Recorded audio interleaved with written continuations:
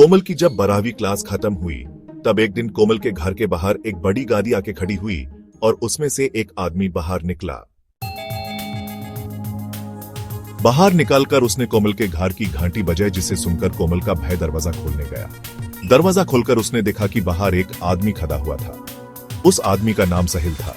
कोमल के भाई ने साहिल से पूछा कि किससे मिलना है। साहिल ने कहा कि मुझे कोमल से मिलना है।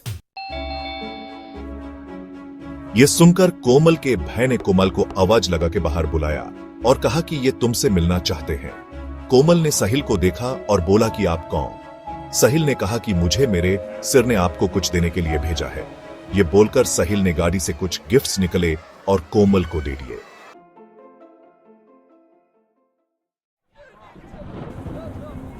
कोमल को समझ नहीं आ रहा था कि ये सब कौन कर रहा है और किसने इतने सारे गिफ्ट्स भेजे हैं।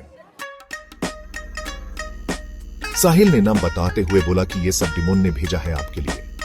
डिमोन का नाम सुनते ही कोमल ने बोला कि ठीक है, पर कोमल के मन में बहुत कुछ चल रहा था। साहिल भी वापस चला गया था। कोमल के पेरेंट्स ने उससे पूछा कि ये सब गिफ्ट्स किसने भेजे हैं। कोमल ने बताया कि मेरे फ्रेंड ने भेजे हैं। कोमल का भाई बीच में आते हुए बोला कि कोई फ्रेंड इतने सारे गिफ्ट्स भी भेज सकता है क्या? ये सब बातें सुनकर कोमल अपने रूम में चली गए। रूम में जाने के बाद कोमल ने डीमन को मैसेज किया और इन गिफ्ट्स का भेजने का कारण पूछा।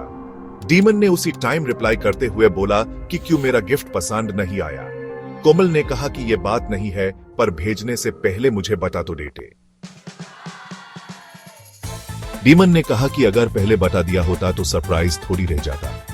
ऐसे ही दोनों में बातें होती रही और फिर डीमन ने कहा कि अब तुम्हें ऐसे ऐसे सरप्राइजेस मिलते रहेंगे, जिसके लिए तैयार रहना। कोमल ने कहा कि अब क्या भेजोगे? डीमन ने कहा सरप्राइज है।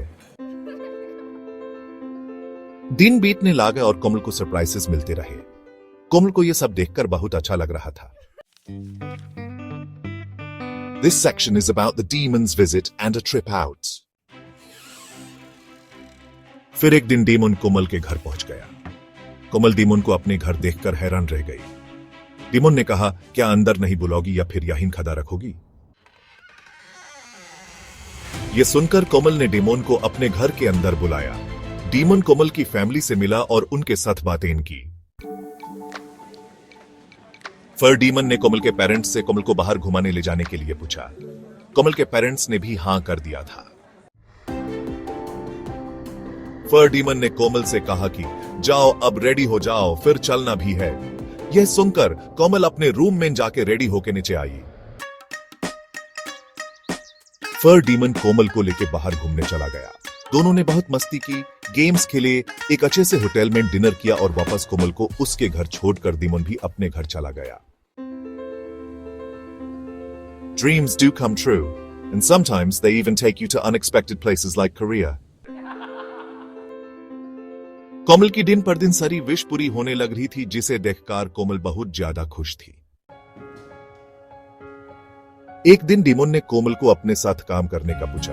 कोमल ने भी हां कर दी थी, पर उससे पहले अपने पेरेंट्स से भी पूछना था। फिर एक अच्छा सा टाइम देखकर कोमल ने अपने पेरेंट्स से पूछा। यह सुनकर कोमल के पेरेंट्स ने भी हां कर दिया था, क्योंकि कोमल डीमन के साथ काम करने वाली थी। फिर कोमल डीमन के साथ काम करने लग गई थी। डीमन ने कोमल को वही काम करने को बोला था जो कोमल को पसंद था, और उसी से कोमल अपना खुद का नाम कमाने का मौका मिला। कोमल भी पूरी लगन से काम कर रही थी और डीमन भी कोमल का पूरा साथ दे रहा था। कुछ साल बीतने के बाद कोमल भी बहुत फेमस हो गई थी। फिर एक दिन डीमन ने कोमल को कोरिया घूमने के लिए पूछा। यह सुनकर कोमल बहुत खुश हुई और कोमल ने जाने के लिए हां कर दी थी। फिर डीमन और कोमल दोनों कोरिया पहुंच गए। दोनों बहुत खुश थे और कोरिया में मजे कर रहे थे। फिर डीमन कोमल को एक कॉन्सर्ट में लेके गया और वो कॉन्सर्ट कोमल के फेवरेट बीटीएस का था, जिसे देखकर कोमल की खुशी देखने लायक थी। और इस तरह कोमल को अपने फेवरेट बीटीएस को देखने का मौका मिला। ऐसे ऐसे कोमल के सारे सपने पूरे हुए और कोमल की लाइफ खुशियों से भर गई थी।